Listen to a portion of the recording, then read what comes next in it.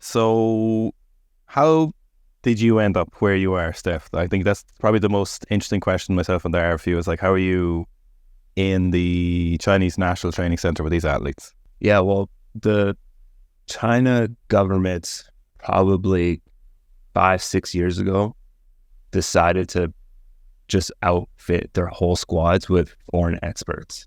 So at one point, they got a company to hire people, and they just were like, we need lots of foreigners. And I think they hired like over 100 foreign experts at one time, and they just flooded the gates into China.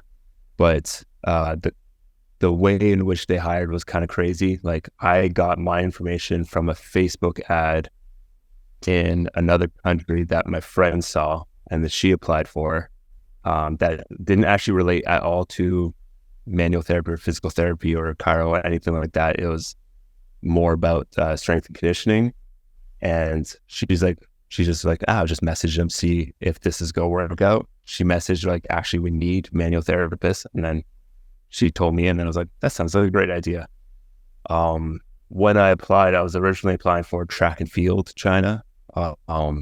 They said I was all good to go. And then, the interview process was weird. It's basically like, could you legally come to China? Was it good? All right. And then once you're here, that's when they screened us and figured out who would stay, who would not make it. Okay. So like, they just threw us under fire, and then coaches would ask you stuff, and then you'd be like, it basically how you responded to the culture and the environment. If you could withstand how they want things, then they didn't fire you. And then, so of the 150 people that are here, I think there's like 15 of us left that have made it past the round. So it was just a slow burn off of like, we don't like you, we don't like you, we just like you. You guys are actually doing good work. Okay, you guys are sticking around. And so now on the national teams, like on the weightlifting team itself, there are four of us. I'm in a special case. I'm actually in a unique situation, but there's the ones that are there are very good. And they do a really good job with the team. So but how that actually happened, it was pure luck, because it's just a random Facebook ad. Like, they didn't know how to market it to properly vetted experts and it's like that. So it was like, there's some students that applied. There's actually some people who didn't even have a degree that like got their way in, but they got figured it out pretty quickly by the fact they couldn't do anything. So so trial by fire. So Steph, one of the most interesting kind of aspects of this for me and for us kind of looking in from the outside is how those interactions go between, so firstly you as a foreigner, but then you as a kind of therapist or physical therapist with the athletes, and then your interactions with their strength and conditioning coaches, their weightlifting coaches, the doctors, how those kind of interactions go down. Well, so it all depends on the scenario. So for example, for me, I'm in charge of the Guangxi province program. So I am responsible for 35 teams, about 1,200 athletes. So I manage a staff of about 30 doctors that take care of all the others. And then I kind of sit at a position where I teach the other doctors how to do Western medicine or Western techniques. So in that environment, it's pretty cool because everyone has a lot of respect. So there's a lot of interaction. If we go to the national teams, so I consult with 3 national teams. When I go there, then it's like a tight-knit community. Like, when you go into the door, they know if you're not part of that team. Like, everyone that is part of the weightlifting team is like, they know who everyone is and they see each other every day. They live in the same building. You basically are like a family. Like, you're all together, you live together, you eat together, you train together. And so the interactions is less professional. It's not like, oh, I want a meeting with you. It's more like you're literally just hanging out and you chat with the person as best as you can. And then you're just talking and you basically live out of the training hall. For the foreigners, we have one translator that deals with all the foreigners on the weightlifting team. And he does an awesome job. Like, the guy's so chill. He doesn't like weightlifting whatsoever. So he doesn't care about like people talking shop. He's just like, just tell me what you want me to say. That's all I want to do, which is perfect. because then there's no opinion. He translates what you want to say and you communicate through him. But most of us have kind of picked up how to communicate non-verbally or with basic Chinese about what we need to do. And so that's the main communication part. The interaction, like, so with each squad on the weightlifting team, there's the head coach. The head coach will have an assistant coach. There'll be, well, depending on the team, there might be 2 to 4 team doctors that work there. And then some will have a strength and conditioning coach, others won't. And then each squad will have one foreign expert with them, usually a physical therapy or chiropractic background. And they all work together at the squad. And basically everyone's in charge of just their squad. So a squad of four athletes, like that's basically what one of the therapists will be in charge of. And each athlete will basically have their own team doctor. And then of that squad, there'll be like a head team doctor who's been there forever. Like some of the guys, like Coach Yu's squad, the team doctor's been there for 18 years. Like, Jesus, he's been around forever. Like he just has seen all iterations of these weightlifting champions. So he's seen a lot.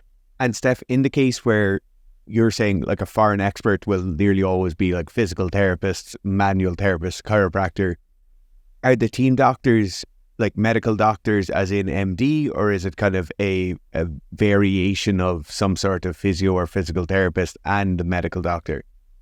Good question, because that took me a while to figure out. Doctor is the word they use if you help some.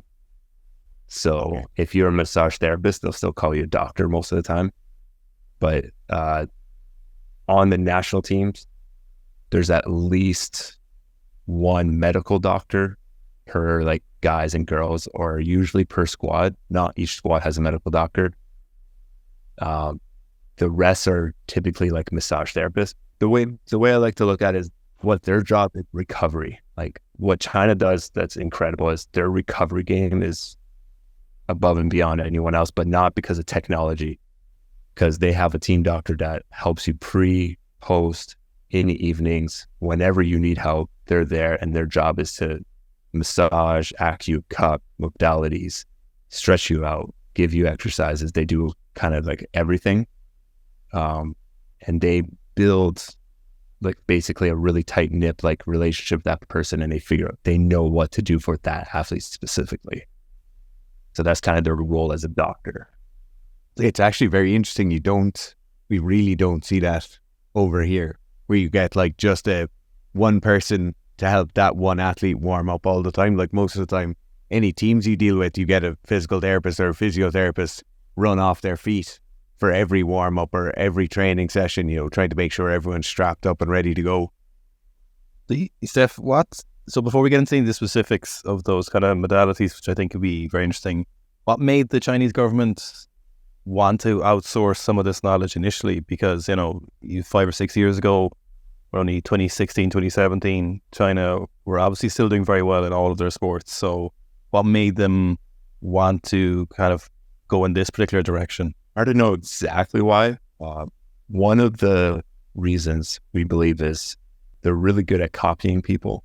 And what's a better way than just bring in people, watch them do things, let them let us teach local doctors what we're doing, let them copy and see what's working. And then basically that's what I've noticed is when I go to a team, so say like I go and I work with gymnastics, that all the doctors are surrounding me watching, and they're like, all right, what is he doing? And then they ask me a bunch of questions. And if I go back there a week or 2 weeks later, they're basically copying exactly what I did. Go back a month later, they're doing something that used to look like what I'm doing, but not quite anymore. So it's a lot of just like, I think they're just trying to copy different techniques, and they're seeing what works.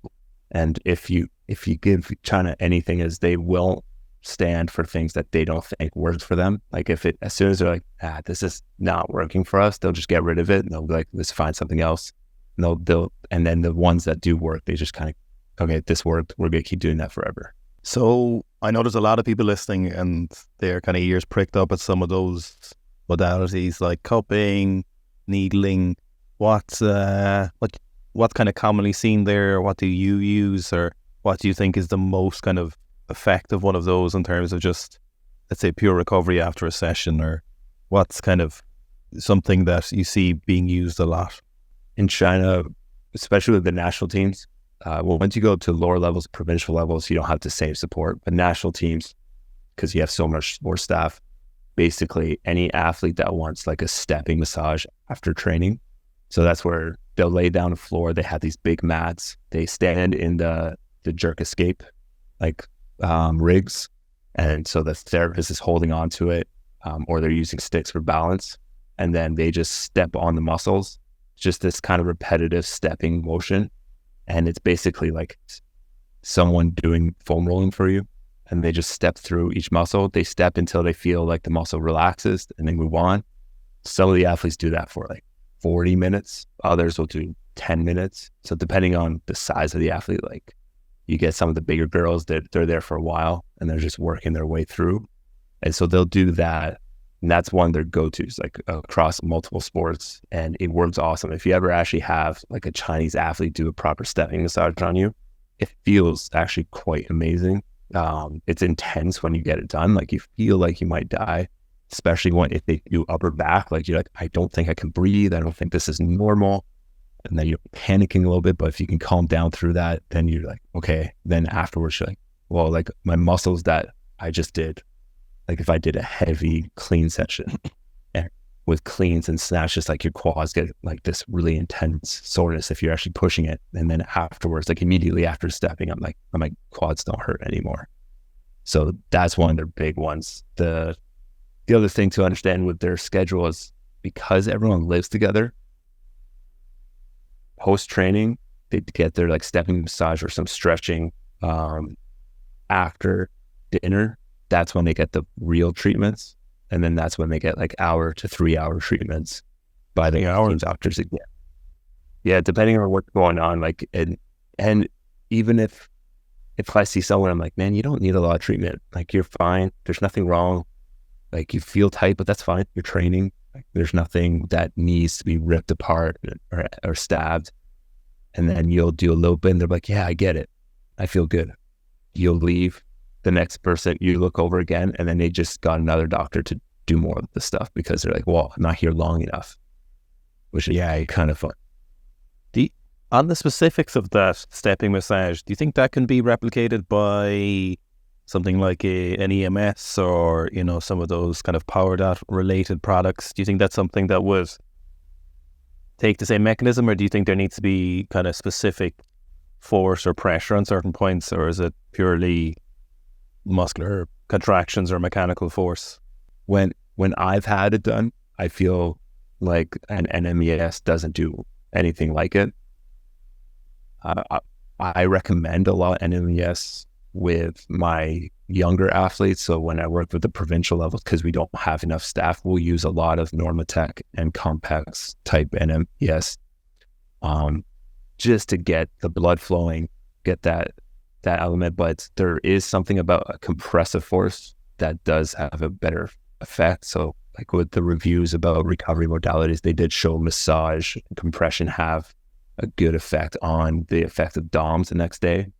And weightlifters, they don't want DOMs. Like they never want to feel DOMs. So they want you to just make that into a mashed potato, and then so that the next day they feel fresh.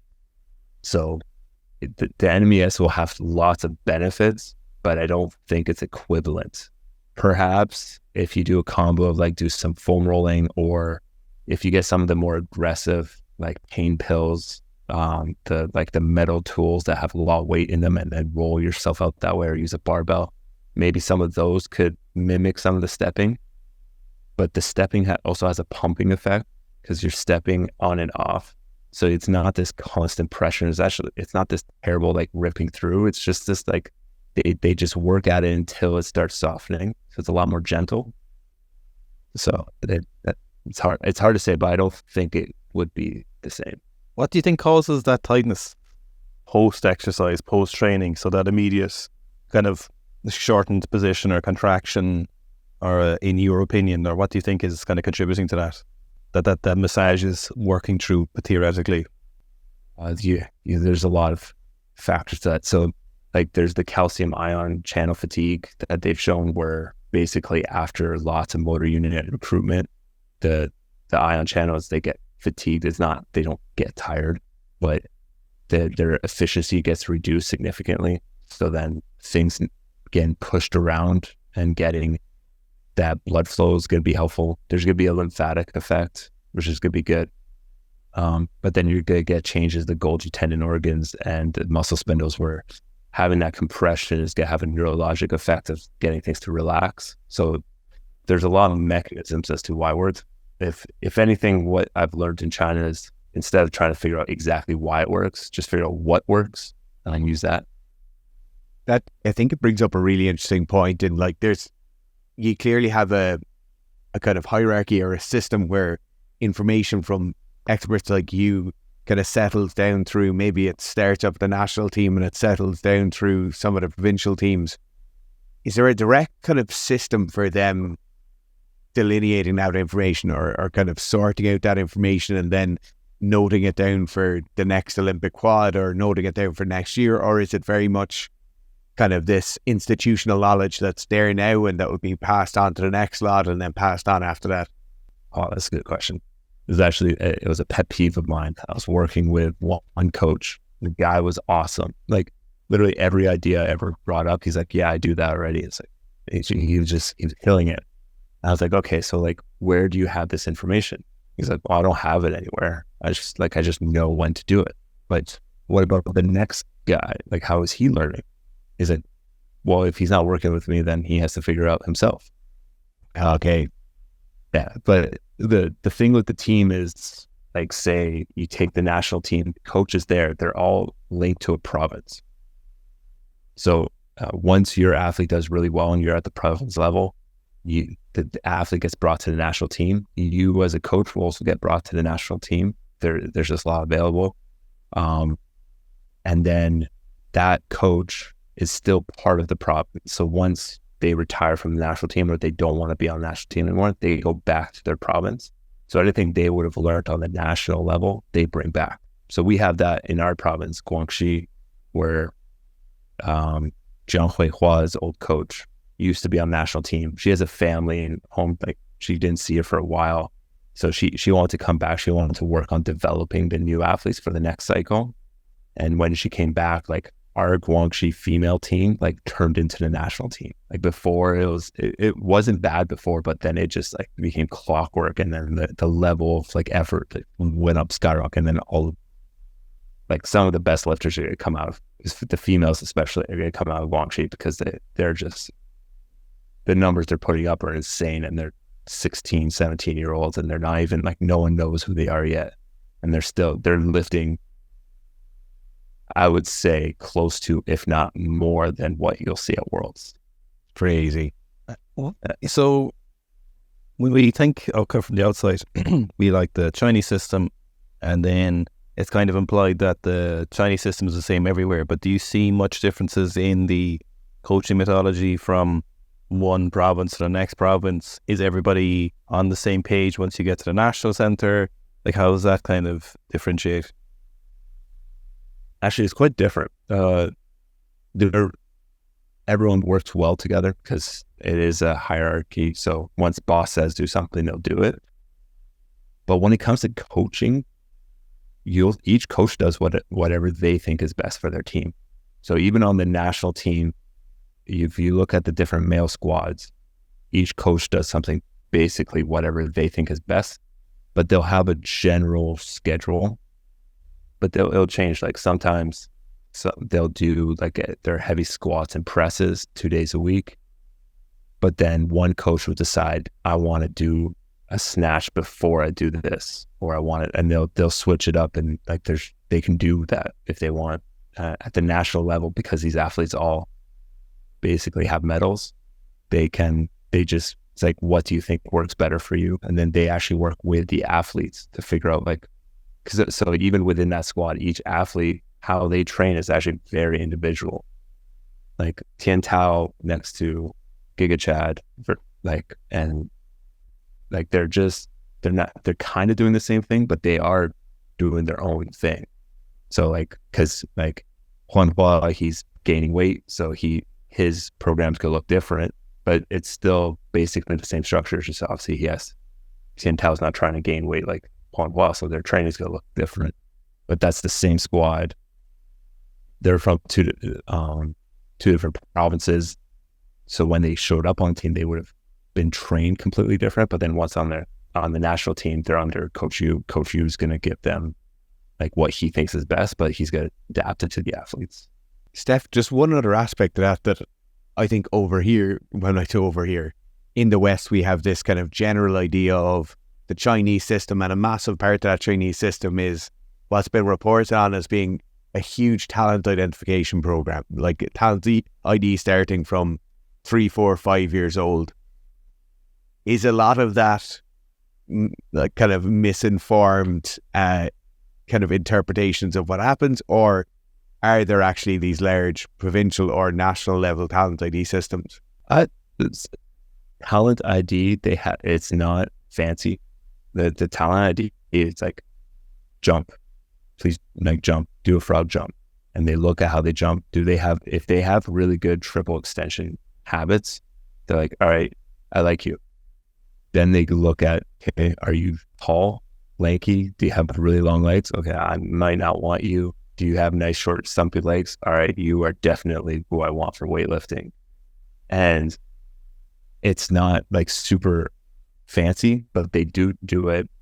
Basically, anyone that is rural or showed like they want to do sports, they'll go and join these sports schools. And these sports schools are huge. Like, think university dormitories plus whatever sport facility you're training for. So if it's a wrestling, they'll have a massive like wrestling arena. They'll have multiple towers, apartment buildings, and then that's their school, and they just live and train all in that area. And so the city I'm in, I think our program has 4 different like high schools, like these build-up schools with at least 1,000, if not more, athletes in each one. Weightlifting, for example, when they look at looking for recruiting to the provincial level, they're looking at over 1,000 athletes. They're picking the top 100 that they like. Out of that 100, they go to the provincial base. That provincial base is very high level training. Those guys are going to national games, going to international competitions for their provinces sometimes. And out of that group, whoever wins at a certain level of competition then gets sent to the national team. So it's not that they're so good at identifying the perfect athlete. It's just for the 20 guys that you see on the national team, you imagine each guy comes from a different province. That might be close to, math is hard for me, like 1,000 athletes that they picked from to get to that. And that 1,000 athletes came from another like 20,000. Like it's just exponential, the amount of people they can pick from. And then they can just wash through. So in the provincial level, it's really ruthless. Everyone shows up. Depending on how they perform, like they cut basically half within a year, and then you keep going. But the problem is the school is really hard in China. And so these kids are training full time, but also doing school-ish. And so if they don't make it through the system, they're kind of in a shitty position because they had shitty education, and they get sent back to a normal school. So most of them, like once they go in, they try their best to make it, because otherwise it's really hard. It's a hard life. It reminds me of the Yoel Romero, the UFC fighter. So he came from Cuba and he was on the wrestling team, and he talked about different kind of grades of elite and, intermediate, kind of like your proficiency, and the best wrestlers got the best food and the best beds. And, that's super hard. There's no way of replicating that kind of Darwinian competitiveness in smaller, if you're in Europe, realistically, if you're on the German national team, it's not going to be cutthroat no matter how much you love weightlifting. What is the kind of demeanor among those elite athletes when you get to the top, with Giga Chad, with Lee Dae-Yin, with the kind of elite team? Yuval Romero kind of, for example, comes across as super confident, but seems quite nice, seems quite humble in some ways. What is their kind of demeanor? Are they under pressure all the time? Are they professionals? Yeah, their demeanor is awesome, to be honest. Like, unbelievably humble. Like, they don't really see what, like, the way they present themselves, they don't really see what they're doing as something special. Like, they don't see as like, oh, I'm amazing, you should worship me. Like, most of the time they don't even want to talk weightlifting. Like, they just want to talk about anime or video games. Like, they just want to do other things. And so they're really chill. Like, Lee Dayan is hilarious. He's a jokester. Like, he likes pulling pranks and stuff. Same to Tian Tao, obviously, but they're chill. Like, and the girl squad, I would say the girls are more competitive because they just have so many people that could win right now that it's a little bit of a competition between the squads because they got to figure out who they're going to send. But on the guy side, it's definitely chill. Like, it's very calm. But you also have the element of they don't have as much freedom, where like they don't go to their families at night. Like, they still live there. So as much as they're chill, they're also a little on the kind of boring side. Like, they don't have like these exciting lives except for weightlifting. So for us, it's awesome because we're all like, you guys are the best, you guys are killing it. But for them, they just want to see other stuff. Like, they want to be entertained, if anything. So, Steph, I think it's at that time now where we have to ask the magic question about Chinese weightlifting, and that is, what's the story with the squat jerk? Are they fully bought in? Are they not fully bought in? What's the genesis of it for them? So, because I get to see them at the provincial level as well, I would say it's like half of them squat jerk, half of them split jerk. And it's really the base off of what felt good for them. And because so many start lifting so early and they have such a focus on, you need the mobility before you load it.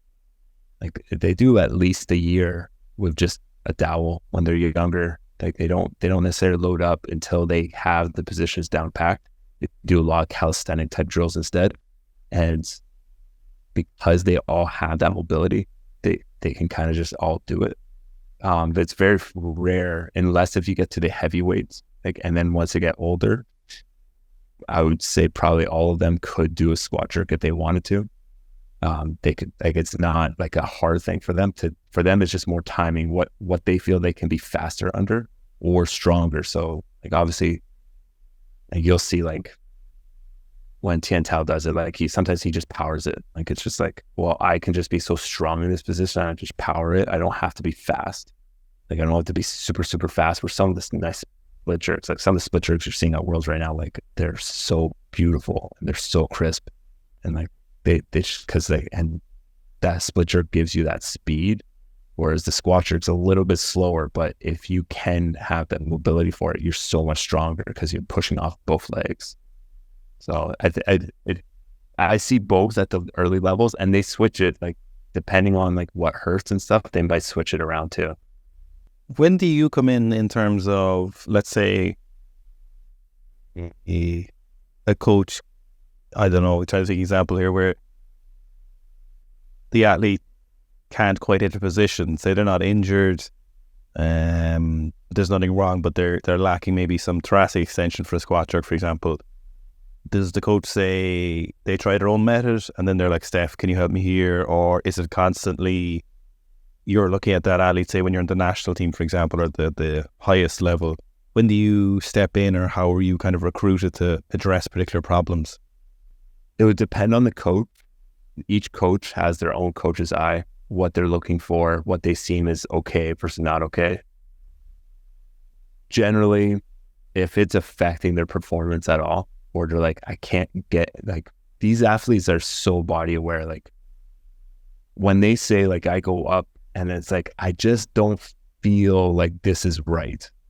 And they'll just be like, this isn't right. And the coach will be like, every time you're doing it, it's not right. They'll start try to figure out things. So when it comes to rehab, their knowledge is very low. Like, they don't think. So it's an example is like, I had some guys where when they go overhead, their elbows kept like breaking down, and the coach would say it's because their core is not strong enough. It's like their core is weak. And I was like, why do you think the core is weak? And he's like, well, when they're pulling, their ribs are flaring up a lot, their lumbar is extending, and then they can't kick overheads because the core is weak. And I was like, well, they're just doing that because they don't have enough mobility in the shoulder. Like they don't have the lat length or the ability to get into that range. And the coach is like, yeah, core strength. If the core is strong enough, then the shoulder can move all the way.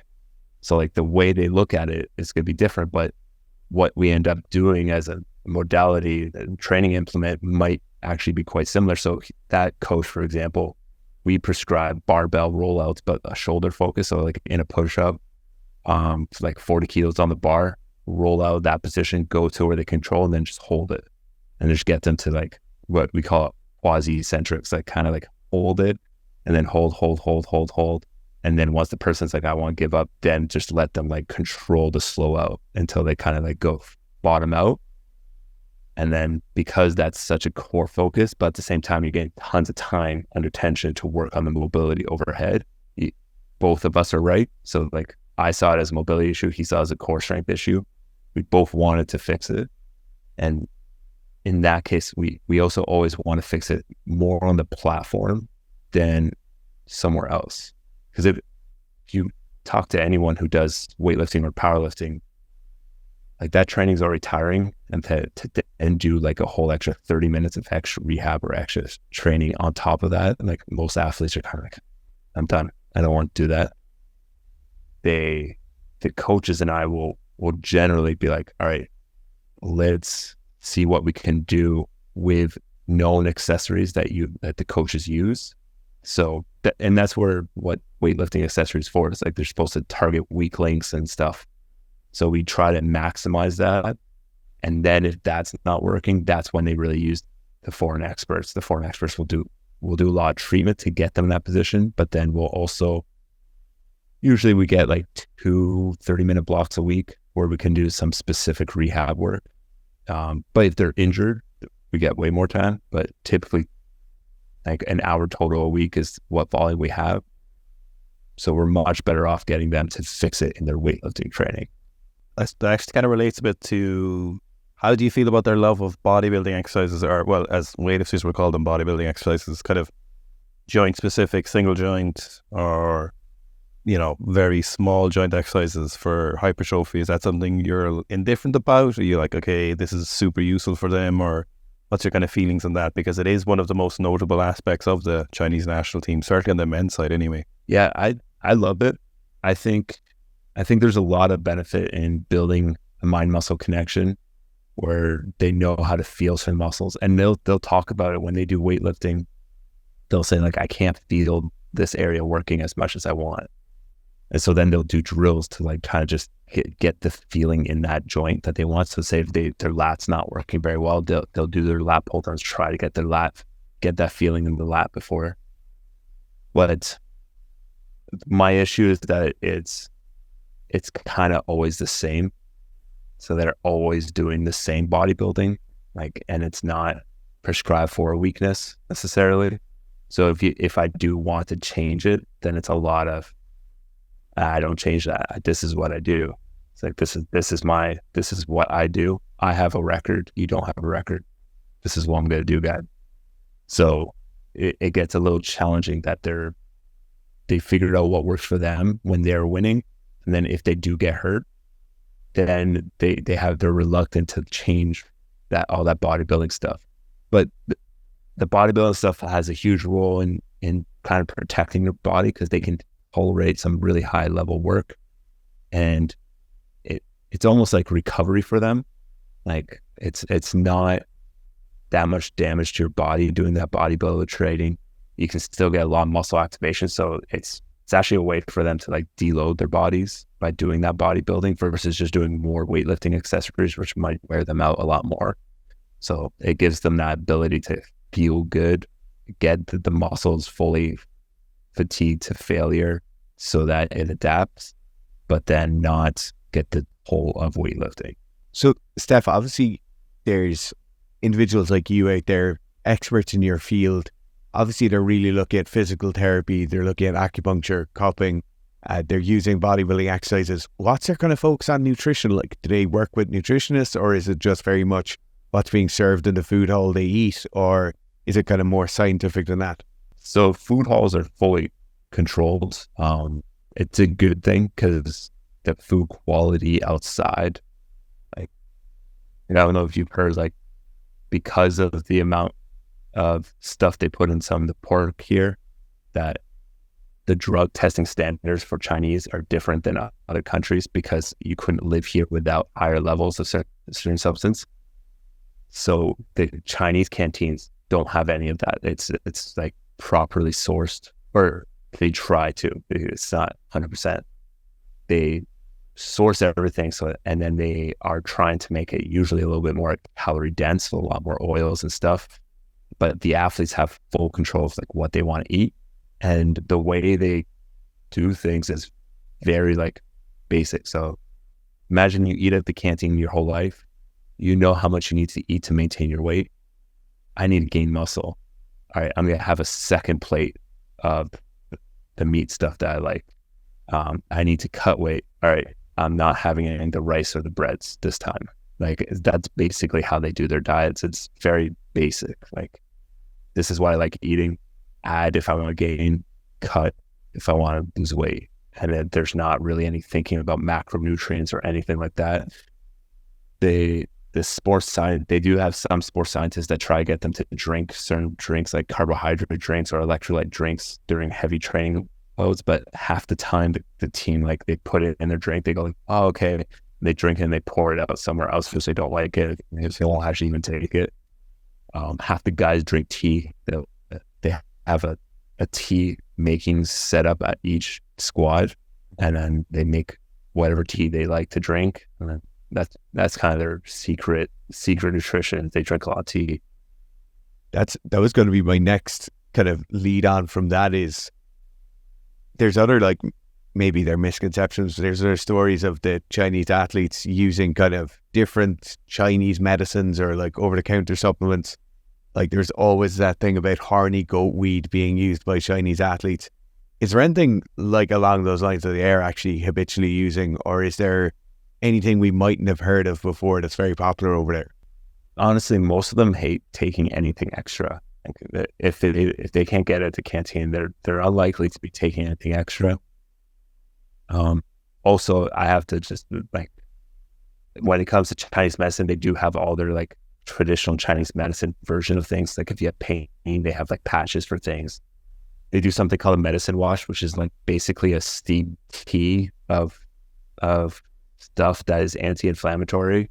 And then you go into like a sauna, and then you have a bucket of that tea and you pour it over the joint that hurts. Then you do that for like 20 minutes.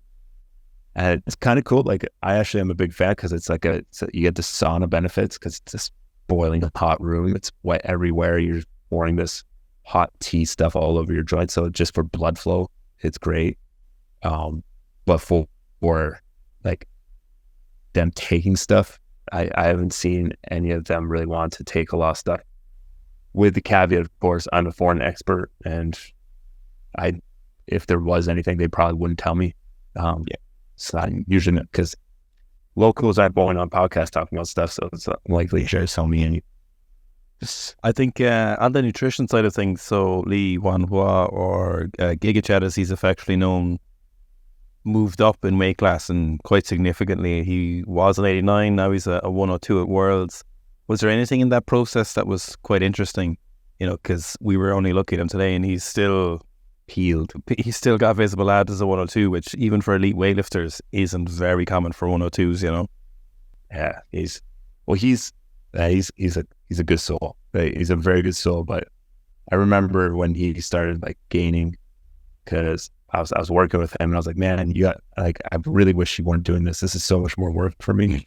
I was like, it's so much more work to move you around. Cause like when he was 89, like he was Superman. Like he was like pretty much exactly what like a body type you'd probably want. And then now he's getting so big. I was like, man, this is like taking me an extra 30 minutes to do what I was doing before. And my thumbs are hurting now. I've got like arthritis in my elbows because of this.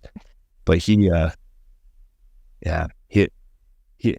like, I hate being big. Like he's always like, man, that's like, it's so much nicer being smaller. It's like he just keeps grabbing his fat. Just so much fat. I just want it to be muscle. But like I said earlier, was he basically eats an extra plate of food. For the accessory work, like weightlifting accessories, he does more sets. Like they know volume leads to more muscle, so their training plan is basically the same. But then he ups the sets. He adds 3 to 4 sets of the accessory exercises.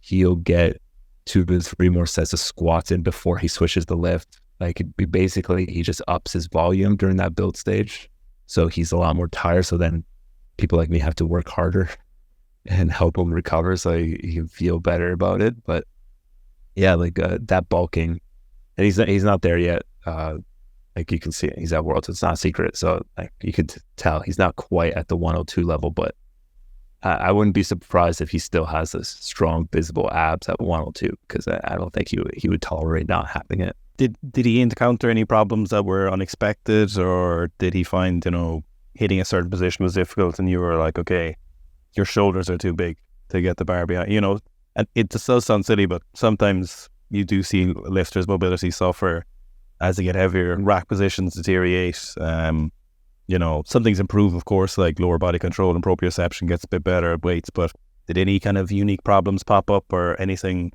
that posed difficulty for you, or a bit of maybe abstract thinking to try to fix it? Generally, when it comes to a lifter who's gaining weight, is anything that's felt a little bit compressed before. So if you had like a shoulder that was a little jammy, or if your low back gets a little bit tight after like heavy pulls, when you gain that weight, that compressed feeling feels worse. Like at the bigger you are, there is more compression, and especially if you're getting bigger muscle wise, like there's just so much more power that's going to compress that area.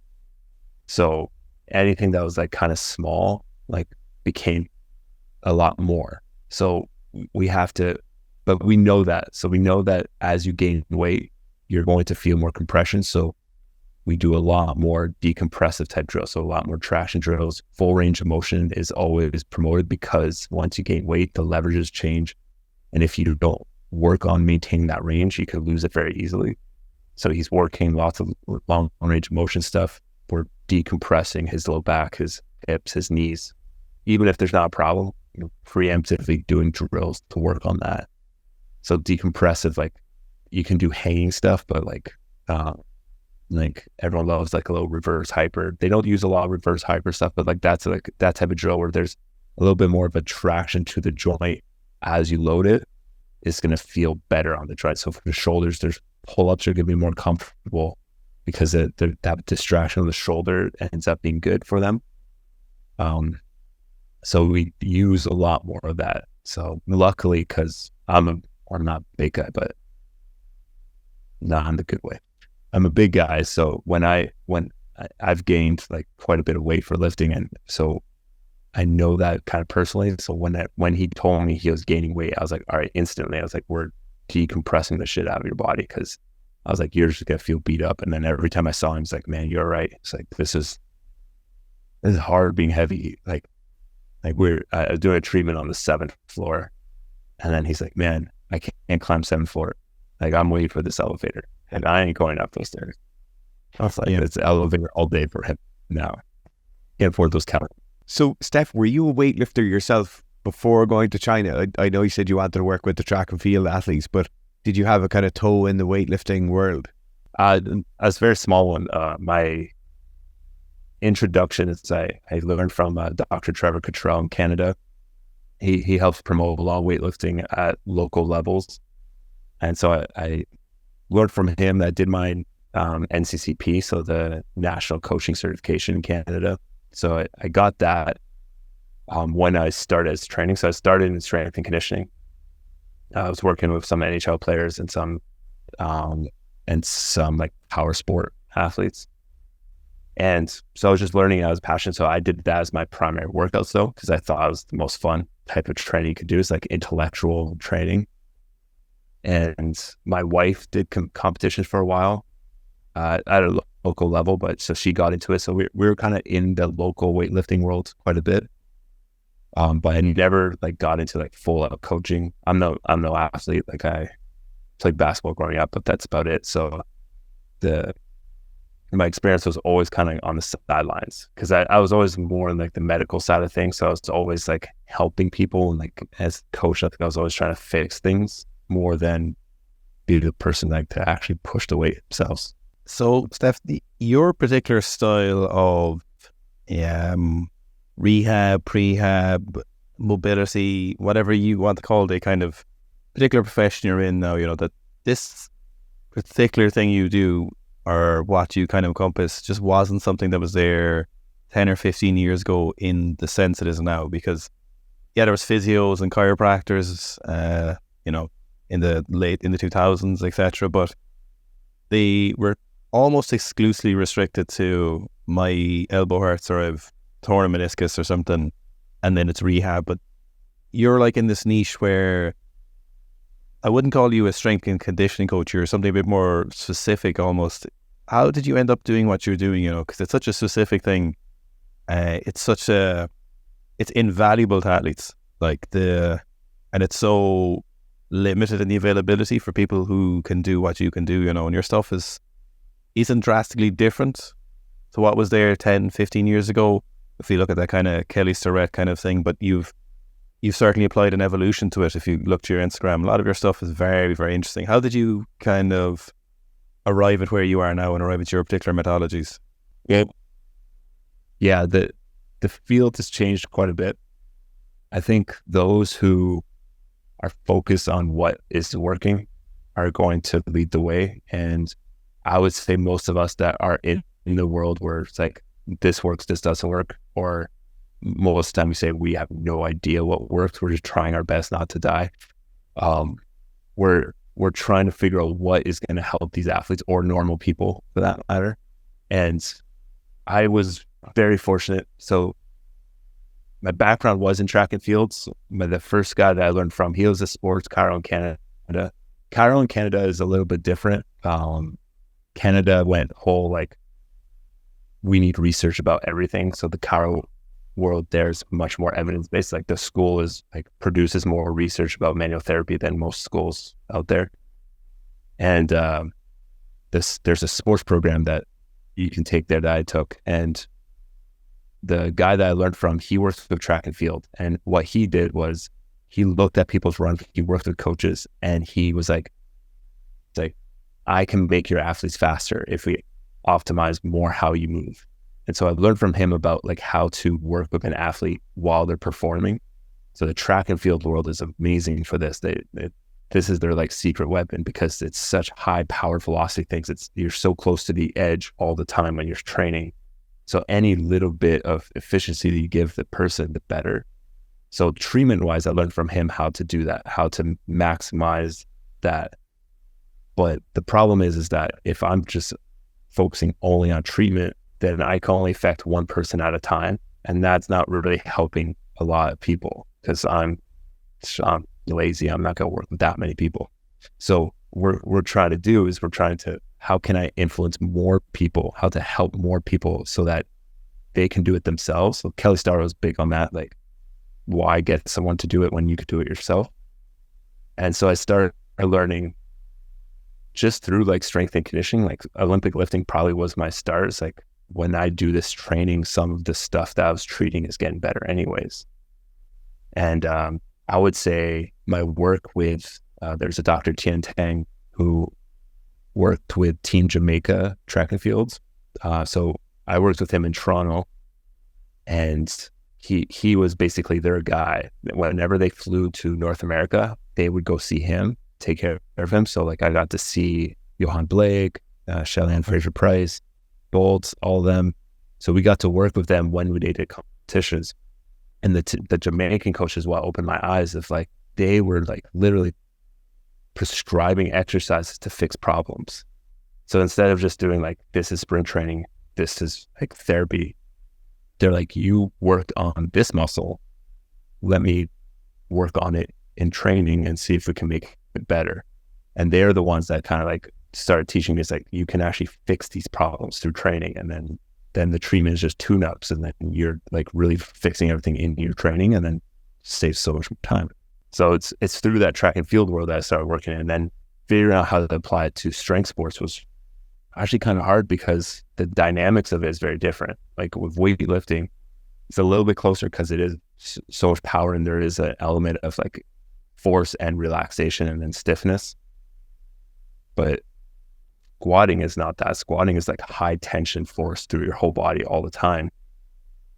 So how do you fix like a traditional like hip shift through exercise when you have a mobility issue, when you're used to lifting like 10,000 pounds a workout? Like my little TheraBand exercise or my thumb can't counteract 1,000 pounds of load through that hip. So figuring out how to get them to fix it themselves through their lifting is what we notice creates a long-term adaptation, which eventually gets rid of the problem completely. So it was just an element of figuring out what actually led to long-term changes. And training, like that is what training research is how long do you need to make muscle in this area? How long do you need to be stronger? Rehab is the same thing. If I'm looking at your shoulder and you're limited overhead, what tissues are limiting, what tissues maybe need to be longer, what maybe need to be stronger.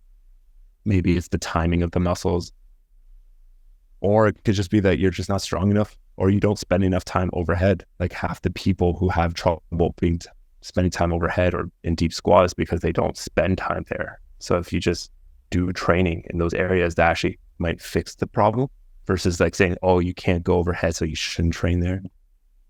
Also, that doesn't work with athletes. If you tell them don't train, that it makes them want to train. Usually makes them go and see someone else. Yeah. So Steph, I've seen on your Instagram, you're the founder of Dynamis. Is that kind of a way of disseminating some of this information, or a way of kind of cataloging and making this available for more people, or what's the idea behind it? Yeah, that's something I made in China with a friend here, Alex, who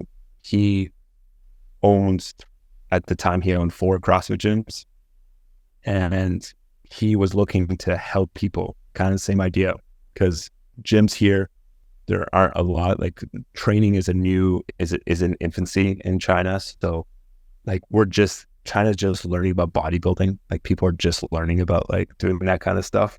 So it's just my way to like help some locals out, being like, I'll give you information, I'll give you courses. So I've made a bunch of courses for China. And by a bunch, I mean a lot.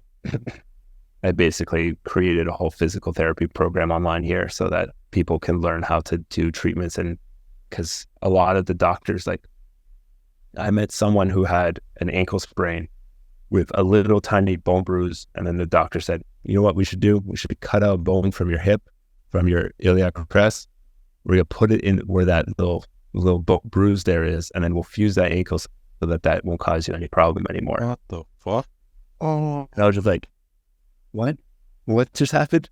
Why is this happening? And luckily, the lady was coming to visit one of the doctors I was working with, and he's like, yeah, you hear, like, this is what they're wanting to do. It's like, I just gave her a lidocaine shot so that she can forget that it hurts for a while, and then she's fine.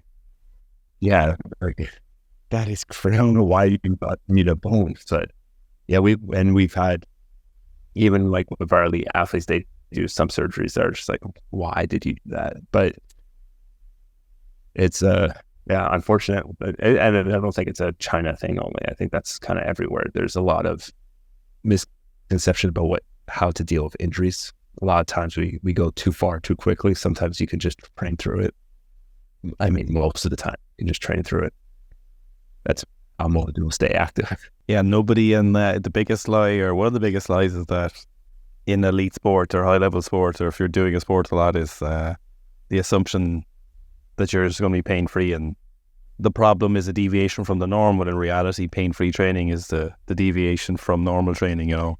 And we see this in like jiu-jitsu. It's like people are always hurt, and then they get super concerned that they're hurt and their knees are sore, and then it's like they'll divert and spend loads of time strength training, and then their jiu-jitsu will get worse, and then they're like, my jiu-jitsu's worse, strength training's not worth anything. And it's like, we need to be more educated in this kind of particular thing, but a bit of a deviation. But yeah, pain is the norm in training. It's fighting those fires. Pain and painkillers are the two mainstays in professional sport in my experience. Yeah, I always say it's like when I used to work in private practice and I would work more with general pop, and because I'd be working with track and field, and they'd be like, man, I can't believe like they can do that. And we would have the athletes, like we had some of the Canadian track guys next to regular people. And that was the best experience because they'd be like, man, I can't believe you can do that. Or they'll see how hurt they are. And like, they're like, oh yeah, I can't, they couldn't even like lift their arm over their head and they're still sprinting 10.8 second, 100 meters. And the people are like, man, how are you doing that? It's like, this is normal. I was like, this is what we deal with. Regular people are like, oh, I always thought you guys had never had pain. Yeah. Oh, it's only pain. Yeah. I remember an underage coach who's saying, and he used to say this in a way where you'd be like, oh, that's a really insightful thing. It'd be like the difference, an athlete understands the difference between the feeling of being injured and the feeling of being sore. But in fact, he was just saying that to us on a regular basis, saying you're not fucking injured, just go and train. It also reminds me of Stan Everything used to talk. He didn't really, and we've had Stan on the podcast, so this isn't the shot at Stan, of course. He's a very nice guy, but he's talking about things you do for yourself are better than things done for you. But I think there was always a caveat to that if you can be in the Chinese national team and have a personal doctor or physio or masseuse or whatever doing that for you every day, that is almost certainly going to be as useful, if not more useful, or very complementary to the things you can do for yourself. You know, if you could have a physical masseuse 20 minutes before and 40 minutes after, you're going to get some very positive effects. Steph, thank you so much. This has been awesome, super insightful. I know people are going to love this. Yeah. Where can people find you, or what's the best, or what do you have places you want people to go, or is it just what's the Yeah, I'm not a big kind of social media guy. The only thing I use is Instagram, Dr. Steph Performance. And because I've just been focusing on my work here. So, and anything you do in China doesn't really escape the rest of the world. So, yes, yeah. Do you do online consultations or anything like that, or could people book a treatment with you online if they need it, or is that something that's available? Or not right now. I used to do it over the pandemic, but because of the work I do here, and I've got a new family, I've put down the back burner until I come back to the Western world. Nice, great, Steph. Hopefully, we'll be in contact with you over the next few months, and maybe we'll even bump into you over in Paris, which would be great. But thanks again for your time. We're massively appreciative of it. Thanks, Steph. Yeah, thanks, guys. Appreciate it.